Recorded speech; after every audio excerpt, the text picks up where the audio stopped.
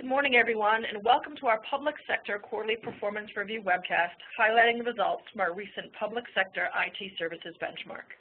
My name is Allison Crawford, and I'll be your host for today's session. Today's webinar will walk you through how the uncertainty in federal budgets continues to shape the market while creating slowing growth in margins as well as elevating competition in the federal sector. Before we dive into the presentation, there are some basic housekeeping items I'd like to cover with you. First, we're recording today's session and posting it on our YouTube site, TBRI channel. We encourage you to visit our channel to watch this presentation or any of the others that we've posted. Second, we'd like to hear your opinions and thoughts on the materials we're presenting. Please send any questions or comments to the Q&A or chat function. John and Sebastian will address them at the end of the presentation. Or if you'd like to set up a client inquiry for more detailed discussion, please reach out directly to the analyst to set up that conversation. Third, we'll send out the slides to everyone registered for today's webcast within 24 hours of the conclusion of the webinar. You can also find the slides as well as other thought leadership pieces, webinar decks, and commentaries on SlideShare at www.slideshare.net/TBR_market_insight. And we'll share all the social media links with you again at the end of the presentation. Now let me introduce John Casas, Senior Analyst and Public Sector Practice Manager, and Analyst Sebastian Lagana, Lead Author on the Public Sector Company Reports and Benchmark. John has been analyzing the market for the past 10 years and is TBR's resident expert in the government sector. Sebastian has spent the last 24 months immersed in the strategies of the government vendors to uncover patterns and trends unavailable anywhere else. John and Sebastian's research has been critical in planning of black hat strategies for several of our clients, and their insight into the performance of the government vendors has enabled several of our clients to identify new opportunities and revenue streams. And with that, let me hand this over to John. Thank you, Allison. Hello, everyone, and welcome to Technology Business Research's Public Sector IT Services Benchmark Review for the third calendar quarter of 2013. My name is John Casas, Senior Analyst and Manager of the Public Sector IT Services practice here at TBR. And Sebastian and I will be presenting the material for today's session. Sebastian Lagana is our lead public sector analyst here at TBR and has been with the company since 2011, following a number of the key companies in the public sector space, including Northrop Grumman, Lockheed Martin, CACI, Booz Allen Hamilton, and L3 Communications. Our focus within the public sector IT services market is to provide company-centric research to accelerate our customer success. And the information that we will be reviewing today comes primarily from TBR's Public Sector IT Services Vendor Benchmark Report for the third calendar quarter of 2013, or 3Q13. This report includes information on vendor strategy, strategic actions, and key developments during the quarter, alliance and acquisition activity, and overall fiscal and business line performance. The information in our Public Sector IT Services that our IT Services team delivers is invaluable to any vendor looking to expand their footprint or compete more effectively in the global public sector IT services market. And we're happy to present the findings from our most recent benchmark study, and we look forward to receiving your feedback and responding to your questions about the information that we present today. So I'll take a moment to provide a little bit of background information for the audience regarding our research approach and methodology. We follow on an ongoing basis 20 companies within our public sector IT services practice, and of these 20 companies, we publish quarterly and semi-annual reports on 16. Specifically, we report on 9, as we call them, government-centric companies, that is, companies whose primary customers are government or non-commercial entities. And we also track the public sector IT services activities of 7 leading IT services companies who, while operating predominantly in the commercial sector, do have a large enough play in the public sector to warrant coverage by TBR. And then finally, we include a quantitative and qualitative analysis of 4 additional government-centric firms within our quarterly benchmark report, though we do not currently publish syndicated reports on these firms. As these vendors are also leading government IT services contractors, we have included them to provide a broader view of the public sector and the market forces impacting the government-centric IT services firms. So with that, I'll move to today's agenda. And today, Sebastian and I will discuss 3 primary topic areas from our most recent public sector IT services benchmark study. First, we'll cover some of the key financial results from the 3Q13 benchmark report, and we're going to focus in on primarily revenue performance and backlog trends. Then we'll drill down into the margin performance of the firms in our benchmark study, discussing how the market environment has impacted their profitability, and review how companies have responded to margin headwinds in terms of operations, their portfolios and their offerings, partnerships and acquisitions as well. And finally, we'll wrap up with a look at some preliminary data from the upcoming 4Q13 benchmark report and discuss the outlook for 2014, and then we'll take your questions at the end.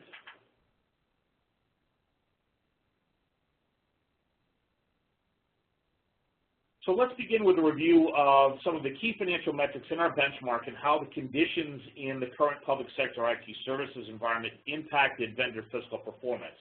And in particular, I'm going to focus in on the continued slide in vendor top lines and how backlog levels have trended as the federal government's fiscal 13 came to a close.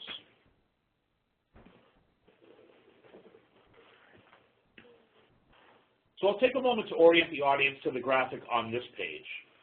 Here, the blue line represents the average total year-to-year growth for all of the 20 firms in our public sector IT services benchmark study. The red line also represents average year-to-year revenue growth, but it's calculated on a trailing 12-month basis for the benchmark firms in order to smooth out the impact of seasonal events. Both averages are weighted to account for the size of each benchmark company's respective revenue base in the public sector. And what we saw in the 3Q13 benchmark study was that aggregate average quarterly year-to-year growth rates contracted for a second consecutive quarter, down about 160 basis points from the previous quarter. Using the trailing 12-month approach, the impact, to smooth out the impact of seasonal factors, we also noticed a deceleration in 3Q13 following a modest acceleration during the first half of the year. And we attribute this change in direction in 3Q13 mostly to the waning impact of large-scale acquisitions on company top lines, in particular the integration of Logica acquired by CGI a year prior. As the way that TBR calculates the impact of acquisitions is from day one of the acquisition. We go out 1 year, and after the 1-year anniversary of the acquisition, we consider the acquisition to be fully integrated from a revenue standpoint. So the key takeaways here are that we observed the same things impeding market growth in the federal space that we've seen over the previous 2 years. The same factors remain in place: budget constraints, uncertainty, program delays, program terminations, the elongation of the business development cycles and task order provision cycles, and generally tightening short-cycle IT spending in the U.S. federal sector. We did notice some of these same trends also impacting companies that are more diversified in terms of their geographic footprint, in Europe primarily. So in a nutshell, the conditions remain hostile to growth in 3Q13, and in fact, this is the case with the preliminary 4Q data that we'll take a look at the end of the presentation. So with that, I'd like to move to a look at how the market environment is impacting backlogs for the federal contractors in our benchmark study. So I'll take a moment to familiarize the audience with the graphic on this page, and here we've illustrated the total backlog levels for the government-centric firms in the benchmark study, the 13 firms that have the U.S. federal government as their primary customer. And what we're showing here is the sequential change in their respective backlogs from the prior quarter, from the second calendar quarter of 2013. And we believe that it's also important to note that the backlog figures here are for the IT services business and businesses for these companies. And these businesses tend to be quicker turn, shorter cycle businesses that have been more exposed to the short-term impact of the budget turmoil during 2013. Most companies did see a sequential increase in total backlog levels in 3Q13 from the previous quarter. So this is consistent with historical patterns.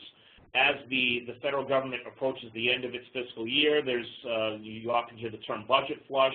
There's a flurry of award activity. Contractors ramp up business development activity in order to win as much as they can It's essentially a spend it or lose it situation, and this is most often reflected as an increase in backlog levels for the companies in our benchmark that have the federal government as their primary customer. So this was consistent with what we've seen in the past during this time of year. However, what was not consistent was the magnitude of the increase, as well as the aggregate backlog levels themselves, which we will dive into on the next page. So to orient everyone with the illustration here we're showing the sum of company backlogs for the aforementioned 13 federally focused contractors in our benchmark study.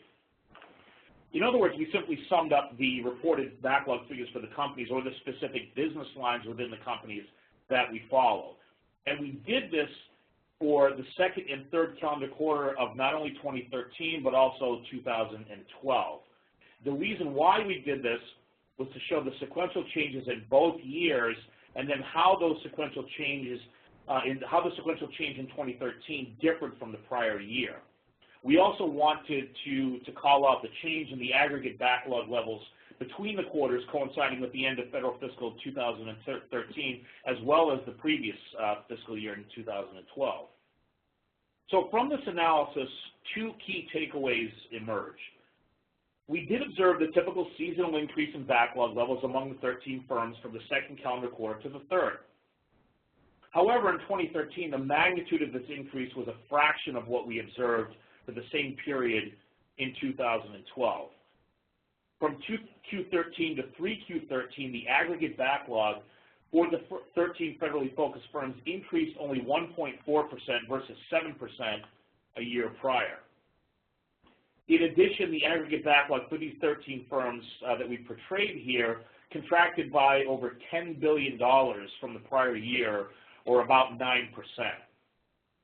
And unfortunately, we believe that this is an indication that 2014 is going to be another difficult year. And as we'll discuss in more detail in the final section of the presentation today, this is in fact a consensus among the contractors that have thus far released their fiscal results for the fourth calendar quarter of 2013, as well as full year results for 2013, and also provided their outlook for 2014.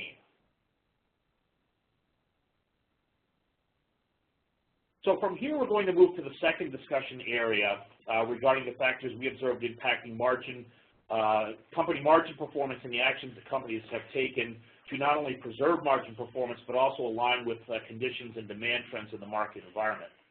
I'm going to turn the floor over to Sebastian, who will cover these issues related to profitability and margin preservation, as well as alliances and acquisitions and key developments in these areas. Thanks, John. Take a moment to orient you to the graph on this slide.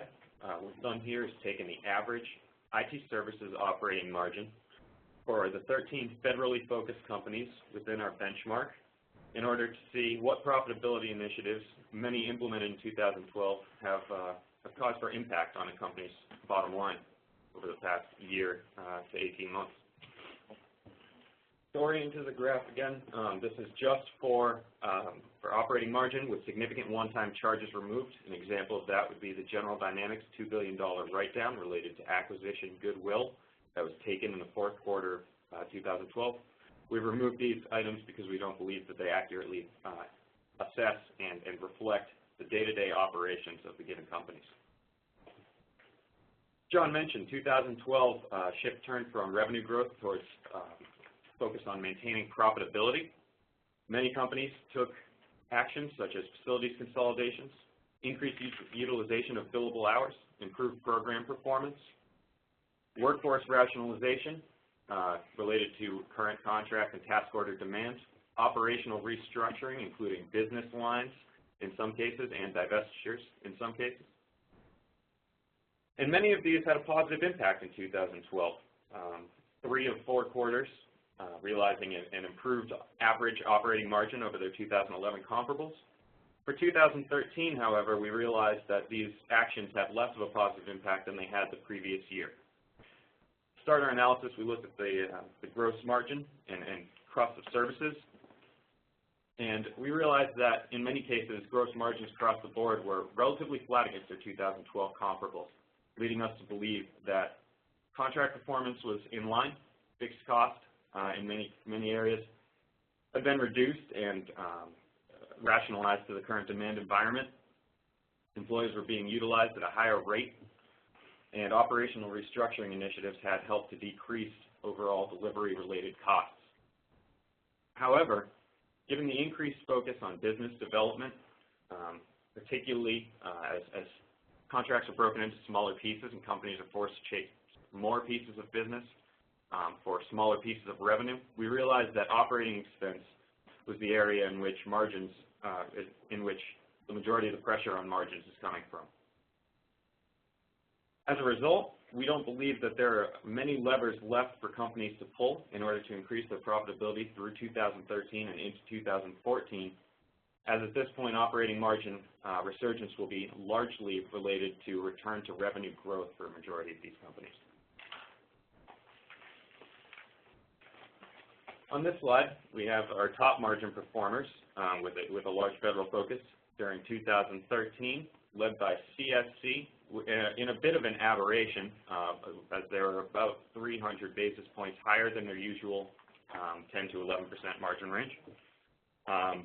They undertook a significant amount of line of business portfolio restructuring, some divestitures of business units that they did not believe were core to what they were seeking to do in NPS moving forward.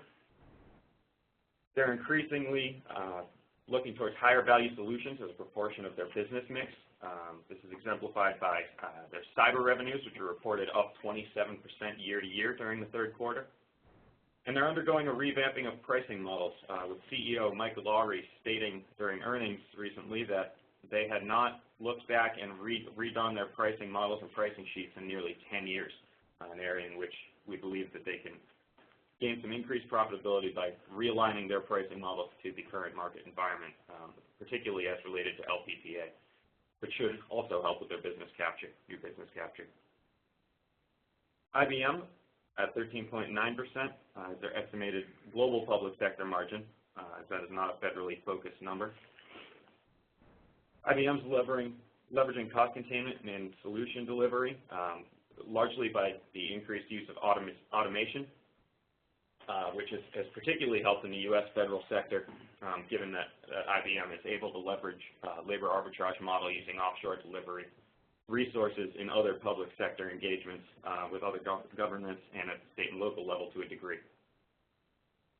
Harris regularly slots in as one of our margin leaders at 11.9% in 3Q13. Again, strong contract performance, higher proportion of classified and intelligence work as part of their sales mix, and some operational restructuring initiatives that have helped offset some higher R&D investments. Additionally, it's important to note that while Harris, in our benchmark, has had their RF communications line of business removed, as it's a very heavy product-focused segment, there is still some radio and communications product folded into the two remaining business lines that we cover, and that higher product component does help drive higher margins. ITT Excelis is the final company on the list, with 2013 restructuring starting to positively impact profitability. That included facilities consolidation, with the company eliminating more than 1 million square feet worth of physical footprint. And they are expanding their use of shared services throughout the organization in order to drive increased efficiency internally and try and reduce some of their variable and operating costs. A company that didn't make our top list, however, we thought was important to note in 3Q13 was Booz Allen Hamilton, who has successfully increased their operating margin rate from approximately mid-5% range at its IPO to nearly 10% in third quarter 2013. And this all despite difficult market conditions and as noted a few slides previous, dropping operating margins almost across the board within the federal space. We believe that the majority of this has been done through voluntary and executive separation programs completed largely in 2012, combined with an increased utilization of lower-level billable employees. We have tangential evidence to suggest that utilization rates of Booz Allen Hamilton are currently running in the 85% range. Long-term unsustainable. However, we do feel that it has a positive impact currently, and that difficult market conditions make new employment opportunities difficult, allowing them to run at this rate. Additionally, the company withheld the majority of internal investments in internal R&D, helping to trim its operating costs through the entire first half of its fiscal year ending 3Q13. However, the company has stated that they will be plowing back increasing number of dollars into their strategic innovation group in order to improve its traction in rapid prototyping, analytics, and cybersecurity, as well as, to a lesser degree, healthcare. This will likely result in a drop of operating margins, with the company setting expectations in the low to mid 8% range for the remainder of the year. Additionally, Booz Allen has permitted an acquisition in a very high value area with the FBI Corp acquisition, developing its rapid prototyping abilities further. While there's other acquisition, larger in scale, of Arink's DSES division, largely engineering focused, will gain them opportunities within the engineering space and increase their consulting and engineering holistic solution portfolio.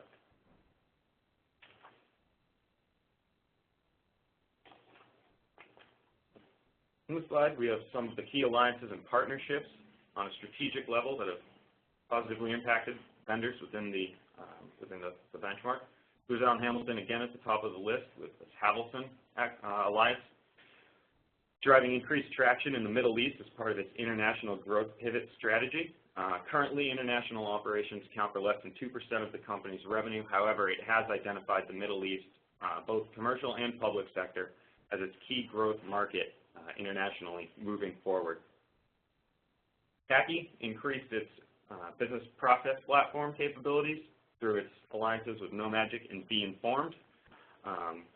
The latter works a lot with educational institutions and creating modeling, simulation, analysis, while NoMagic also is involved in back office support, things such as SAP, Oracle systems, and other federally civilian-focused solutions. CSC and HP came together, with CSC leveraging its security tools on top of the HP ArcSight security technology, information event management technology, while Lockheed Martin chose to enhance its cyber capabilities through the alliances with FireEye, Red Hat, and Splunk, which will all be joining their cybersecurity alliance network, bringing the total for them 20 partners. Some key acquisitions by public sector companies during the third quarter include Khaki's acquisition of 6-3 Systems, which we'll touch on in more detail in just a moment. CSC acquired ServiceMesh, an enterprise cloud management solution involved in the automation and orchestration of applications. Similar to the automation solutions being implemented by IBM, this should help to increase their profitability. Northrop Grumman made a small but very interesting acquisition, acquiring the Defense Services branch of Qantas Airlines, located in Australia.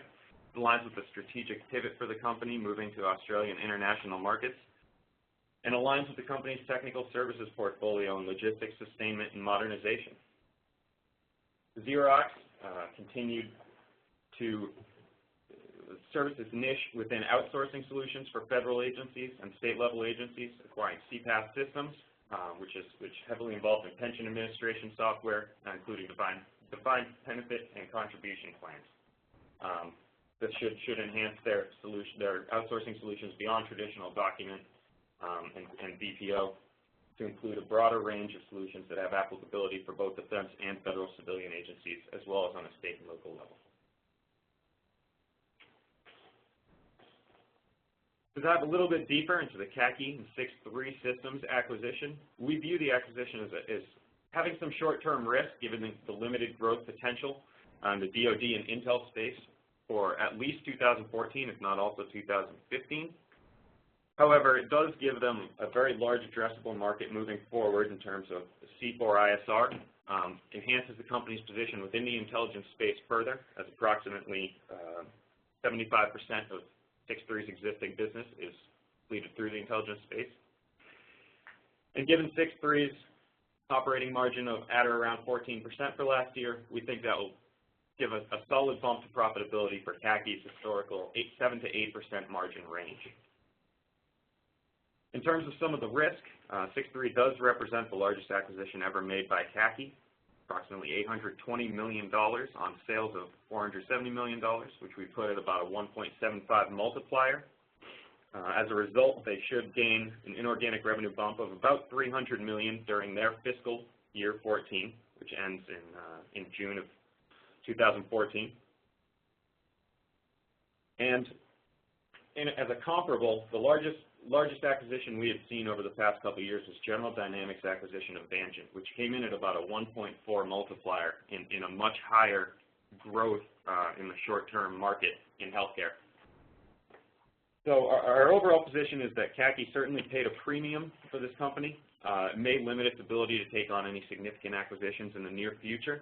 However, we do believe in the long term it creates a lot of value for the company, both from a profitability standpoint and from a revenue generation standpoint, as markets loosen in hopefully 2015, not sooner. I'll hand it back over to John now to go through some of the preliminary fourth quarter data and to give you guys an outlook on 2014. Okay, great. Thanks, Sebastian. So we'll take a few minutes to talk about the fourth Q data, provide a preview of some of that data that we've collected and tabulated during the ongoing earnings season. We're about 2/3 to 3/4 of the way through the earnings season right now. And we'll discuss also the outlook for 2014. So to familiarize the audience with the chart on this page, this is essentially the graphic that we showed earlier, but here we've added our projections for the fourth calendar quarter of 2013. And those estimates for revenue growth during the fourth calendar quarter are based largely on the data that we received to date, from the companies in our benchmark study that have released their 4Q13 fiscal results, combined with the guidance provided by several of the remaining firms. We do anticipate that the trend of decelerating revenue growth will continue and, in fact, intensify in many cases in the fourth calendar quarter of 2013. We have observed this thus far in many cases. And this is despite the fiscal year-end budget flush that coincides with the third calendar quarter of each year. Many contractors also indicated that the 16-day government shutdown in October was an interruption, certainly, but only a mild interruption on revenue inflows as the fourth calendar quarter kicked off. Though many also stated that the shutdown did have more of an impact on the pace of awards during the quarter than on immediate quarterly sales, which did fuel further pessimism about the upcoming year, about 2014. So from a growth standpoint, it seemed that on average, between 100 and 300 basis points of the percentage declines that vendors saw in their top lines was attributable to the shutdown. For example, if a vendor reported that fourth quarter sales were down 12% year over year, 2 percentage points of the 12 credited to the shutdown, to the impact of the shutdown. So essentially, the ongoing impact of continued budget uncertainty, tighter award and program funding, increased competitiveness, and the sequester remained and will remain the chief headwinds to growth in the federal sector for the fourth calendar quarter of 2013. I also want to mention, make a couple of comments around issues related to resource management. Several contractors reported having to impose rationalization measures on their employee bases. This impacted primarily client-facing resources. Business development was also impacted, and other contractors reported having a large number of proposals in limbo as client-side resources available to adjudicate these awards were furloughed. However, a handful of contractors, seemingly those who had most aggressively capped and controlled costs throughout 2013, seemed to be more prepared, more financially ready to handle the impact and to absorb the impact of the shutdown. They were able to avoid significant layoffs and cover the compensation and benefits for their billable staff who suddenly found themselves in non-billable status. We had a few minutes ago discussed Booz, Allen, Hamilton in regards to their success elevating margins, and as well as in 2013 and in previous years, and we believe that they were an example of a contractor that had effectively managed through that period during 2013. So another area that we wanted to focus in on to see what the impact of the 16-day shutdown was in terms of receivables collection cycles for the federally focused contractors during 4Q13. And aside from sales growth, we did observe an impact on the day sales outstanding metric. And to orient everyone to the graphic here, what we've done here is we've shown the day sales outstanding metric for the fourth calendar quarter of 2013, as well as the year-ago calendar quarter of 4Q12, to illustrate how the added caveat of the shutdown impacted receivables collection for, and once again, this is the number of companies that had provided this data as we were going through the earnings cycle thus far, for 9 contractors that had provided this fiscal information to date. The majority of the contractors did see a year-to-year spike in day sales outstanding, and we expect this trend to continue as their remaining counterparts, a handful of which have reported their results since we put this information together. And we expect that this is going to continue as we finalize the collection of the 4Q13 data and put together our next benchmark report.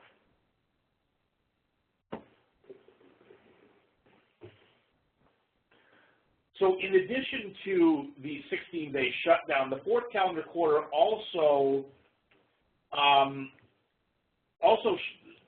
one of the highlights of the quarter was the budget agreement in December. And the budget agreement was greeted with appreciation by many of the contractors, many contractors across the board. And we perceive this in their discussion of their fourth quarter results and the discussion of their full year 13 results. And they applauded the budget agreement primarily because of the measure of near-term fiscal stability that they believe would improve the ability of not only the contractors but their customers to plan for the future due to the additional certainty that was injected into the overall budget planning and program funding process. And contractors, though, are still awaiting the specific budget allocations, and they hope that their portfolios will continue to be well supported by a more strategically focused allocation of budget resources. But many also noted that while the budget deal was welcome and was a welcome first step in improving the overall appropriations process, until sequestration is eliminated and until we can get past long-term budget uncertainty, this uncertainty is going to persist and continue to impede growth, generate margin headwinds, as well as resource management challenges, and impede the overall strategic planning process.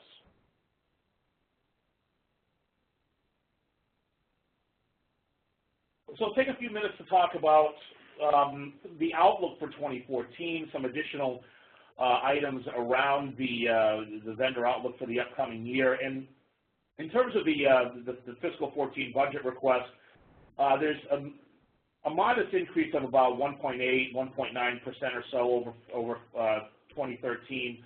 A relatively flat to modest pace, of course, barring another round of sequestration or another government shutdown. We do see increased momentum in the agency efforts to consolidate data centers and reduce IT infrastructures to meet increasingly challenging budget goals through enhanced cost saving and operating efficiencies. And to achieve this, we see an increase in spend in cloud mobility and big data. We see these areas receiving the most attention from agency IT decision makers, though we do expect that the pace of adoption will be slow. In fact, the overall pace of adoption, even at this point, remains somewhat unclear. While most of the federally centric vendors in our benchmark retain a primary focus on the U.S. federal sector as their largest market, we have also observed over the last 2 years that many of these same vendors are ramping up their efforts to expand outside of this core market. For example, the Middle East has been a region increasingly targeted by vendors such as Booz and Hamilton and Raytheon and Harris. Australia is another market where we have observed vendors investing. acquiring and forming new alliances. Northrop Grumman, Lockheed Martin are examples of companies that are looking at the Australian market with greater attention. Lockheed Martin, for example, won an engagement to provide its Skyline Enterprise air traffic control system solution to the Australian Department of Defense and Air Services Australia. Northrop Grumman's last two acquisitions have also been in Australia, M5 Network Security in 2012, and as Sebastian mentioned a few minutes ago, Qantas Defense Services in August of 2013. And I'll also note that several contractors have commented that they've seen more attractive margins in international markets, and we think that this is in turn attracting them to expand in these markets outside the U.S. We do see this trend continuing in 2014, and we do expect that more vendors will earmark more resources to diversify into markets outside the U.S., but not only outside of the borders of the United States, but we also see vendors looking to new vertical sectors. In particular, vendors that have strong capabilities in cybersecurity, in communications, and analytics. We see them increasingly leveraging these competencies to pursue clients in non-federal or non-public sector markets. We have observed contractors, including Leidos and Lockheed Martin, targeting the energy sector. In other cases, vendors are looking at ways to repurpose their solutions in order to facilitate the move into these new vertical areas. Vendors with a strong portfolio of analytics, another area. We see in federal health IT, for example, looking for ways, sometimes involving alliances, to adapt their health IT capabilities and their analytics capabilities to serve healthcare clients in the payer, provider, and life sciences markets. So I'll take a moment to orient everyone to the graphic on this slide, where we put together our projections for the majority of the companies in our benchmark study, and the projections for 2014 year-to-year growth over, and this is full-year growth over full year 2013, and this is on a calendar 2014 basis. So the general consensus amongst the vendors in our benchmark study is that 2014 is expected to be a reiteration of 2013, and some have indicated that 2014 might be a transition year to a market turnaround in 2015, though this has been outweighed by the general pessimism across the companies in our benchmark study. Here, with this graphic, we've tabulated the guidance from the select group of vendors that have provided their growth outlook. We've done some estimates ourselves for the companies that hadn't yet provided 2014 guidance. And there's almost a near unanimity of opinion that sales will be down again. And in fact, I'll just quickly comment on the projection for CACI. If you were to remove the impact of the 6-3 acquisition, we believe that CACI would also be down in the low to mid single-digit range for 2014. So with that, we'll open the floor to questions. Actually, before we take questions, I'll just take a quick moment to give an overview of where we're going with the public sector practice here at TBR, and the topics that we're going to focus on, the report themes that we're going to focus on in 2014. We're going to continue to track the impact of the budget environment on the companies in our benchmark study. You see the companies listed here on the left. We're going to continue to look at strategic actions these companies are doing. What are they doing in terms of alliances? What are they doing in terms of acquisitions? What are they doing in terms of new solution introduction? What are they doing to expand their portfolios? What are they going to do in terms of new markets? These are all going to be continued themes that we're following. How are they going to diversify, in some cases, away from the difficulties in the U.S. federal sector? And we'll also focus in with our research program with how vendors are going to capitalize on these adjacent market opportunities. So now we get to take questions. So thanks to those of you who... Apologies for jumping ahead. I'm so anxious to take everyone's questions that I skipped the slide. Well, we've got a couple good ones in queue. One just came through that looks kind of interesting, and it's company specific, so I thought we'd start with that one. The question is, why is General Dynamics showing negative 20% growth? General Dynamics issued negative 20% growth as their 2014 guidance, largely as a result of their C4 systems segment. And this is for the IS&T group specifically, not for General Dynamics as a whole. Right. Thanks, John. Yeah, definitely. Just the IS&T group. The large majority of that is due to the fact that in their C4 systems group, they've eaten almost all of their backlog at this point. So any revenue opportunities for that subsegment are extremely limited in the short term. Cited by Phoebe Novakovic during the call, CEO of General Dynamics, was essentially a high level of exposure to the U.S. Army, which of all the traditional defense branches is seen as most under pressure due to the upcoming year's budget cycle. The reason behind this is because whereas the Air Force and Army are certainly involved in overseas operations, the Army itself, or rather the Air Force and Navy, I'm sorry, are involved in overseas operations. The Army itself is still fighting a ground war over in Afghanistan, at least for the foreseeable future, although the scale of that operation certainly could reduce in scope over the course of the year. Should that happen, the Army would have more discretionary spending, or should C4, General Dynamics C4 unit, find international opportunity, they could certainly ramp back up their revenue quickly, and I do think that the negative 20% factors in all downside risk that the company could have.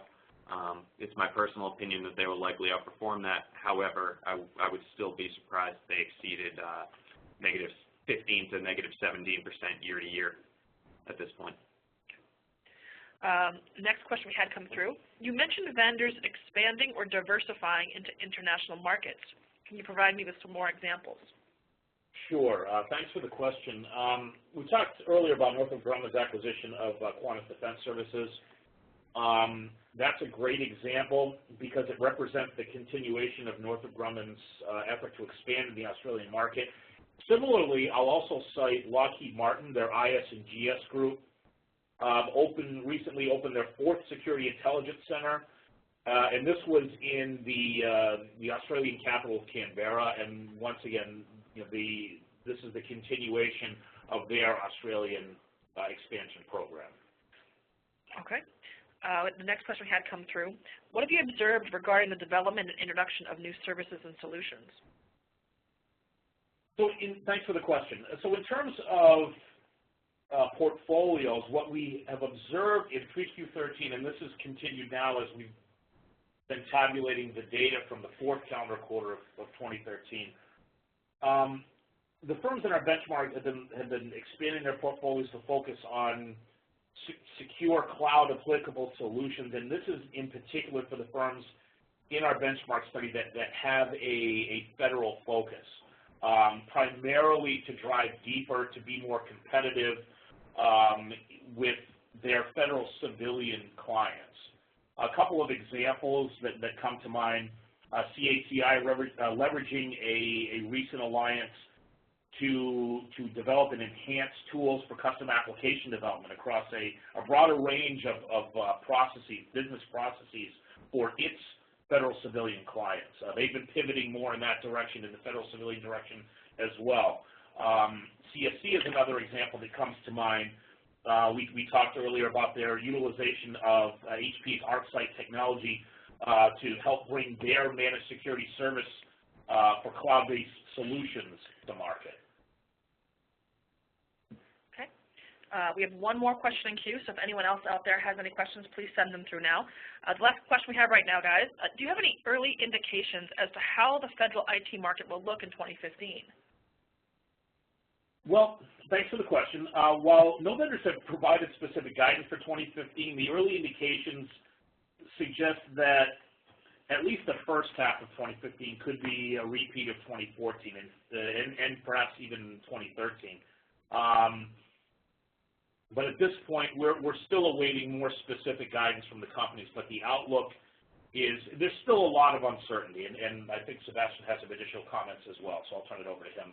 From what I've heard so far through the fourth quarter earnings season, which is largely over at this point, is that 14 has been cited, late 14 has been cited by multiple CEOs as what they believe to be something of the bottom of the market. First half of the year will definitely be increasingly difficult. However, as the second half of the year ramps up, some folks do expect to see at minimum some smoothing in terms of growth, away from the high single-digit, low double-digit revenue contraction range towards more of a mid to low single-digit contraction year to year. With expectations that while the market may not return to growth in 15, as John said, there will be some additional stability and ultimately a little bit more of a balanced approach to the year as opposed to the wild revenue contractions and swings that we've seen over the past few months. Okay. We had a follow-up question come through. Which vendors do you think are most capable of changing to support this new market? Which will struggle the most? Thanks for the question. I think the vendors that continue to manage their operations very closely. We talked earlier about the firms that have done so successfully, and that being reflected in their margin performance. Because those conditions aren't going to change; they're not going away. We've noticed, for example, Northrop Grumman has been consistent in they've maintained a steady margin performance throughout the last year, throughout the last 2 years. They've been very proactive. In terms of portfolios, Lockheed Martin has been very aggressive in moving in the cloud direction, and I think that's going to pay dividends. We talked about their alliance related to security, their alliance network, but that's closely tied to cloud as well. The companies that will struggle the most, certainly companies that have a high degree of exposure to the Department of Defense, and I think Sebastian has some additional comments as well. Absolutely. To build off of what John was saying, I think that there are a couple of companies out there right now that are doing a great job of repurposing additional solutions to be more cost-effective in the way that they're supporting their legacy defense clients. If you look at a Northrop Grumman, for example, they're going to remain highly exposed to the defense sector. That's who they are, and that's what they do, and it's what they will continue to do. But they're doing some pretty interesting stuff in terms of, for example, network simulation, where they have recently completed the first test with a boom operator and two folks on flight simulators for a refueling training mission. Instead of having to put all the boots on the ground in the same place, launch aircraft and all associated costs, by using a networked training operation, they can get some of those flight hours in that they otherwise would have to incur costs to, like I said, get the planes off the ground, the boots on the ground in the right areas. Another interesting one is Lockheed Martin, who is looking to break into the energy sector by repurposing some of its NASA-related gas containers, essentially used on the spaceships for the transportation of liquid natural gas within domestic commercial markets. So a lot of it is trying to find these capabilities that they already have and push forward into new markets, or to better address the concerns such as cost containment of existing clients. The company that comes to mind first and foremost when we're discussing high level of exposure to high-risk areas is Mantech. Unfortunately, the last graphic we had, Mantech had released their earnings since that was rolled out. They're actually looking at about 13-14% contraction next year. Again, they recently completed an acquisition of Allied Technology. However, the contract vehicle position, namely the DHS Eagle II, there have been minimal task orders on so far. So while they've acquired somebody, it's kind of in an area that remains highly exposed to cuts on somewhat unproductive, if you will, contract vehicles so far. And where other folks are trying to diversify their offerings into new markets, it seems that Mantech is committed to serving their defense and intelligence clients, namely the U.S. Army, to whom they remain highly exposed, and was their Achilles heel in 2013. And their acquisition activity indicates that they're looking to stick with their game plan which the results in 2013 were not very good, and it certainly seems as though they're expecting more of that in 2014. Great, thanks, Sebastian. I just wanted to follow up on the question earlier about 2015. Conveniently, the budget request for 2015 came across, at least the story about it came across the wire earlier this morning, and by our quick back of napkin calculations, it looks as though the proposed budget of $79 billion is down from about $81.4 billion. This is the 15 budget, down to $79 billion from $81.4 billion in fiscal 14. Most of this is going to hit the defense side. It looks as though the budget request for 15 is going to be up about 3% or so, 2 to 3%. Once again, back of the napkin, preliminary calculations to around 43 to 44 billion. So a bit more of an optimistic outlook on 2015 at this point, but of course we'll see what happens going forward. Okay, thanks, guys. So there are no other questions in queue. So with that, I'm going to take the time now to wrap up and thank everyone for your questions and for joining us today, and thanks to the analysts for the presentation. As I mentioned, I was going to share all the social media links with you, so we do encourage you to follow the analysts here at the Twitter handles listed, as well as TBR, and join the conversations on SlideShare and YouTube. You can check this presentation and other ones that we posted to see what's happening in the market from quarter to quarter. On your way out of the webinar, there is a short survey, 3 questions. How valuable was the presentation? How good were the presenters? And if there's any other open-ended feedback you'd like to give us in terms of the presentation or areas that we can be focusing our research that would better help you, we do find this interaction very helpful and valuable, and so we can better tailor our research agenda to meet your needs. So if you could fill out that survey, we'd really appreciate it. I'm going to leave the chat function open for another couple of minutes in case there's any last-minute questions or anyone would like to have a private conversation set up with the analysts. And if we do not hear from you now, we look forward to having this presentation again with you in another 3 months and let you know what's happening in the government sector then. So until then, have a great afternoon, and we look forward to speaking with you all again soon. Thanks.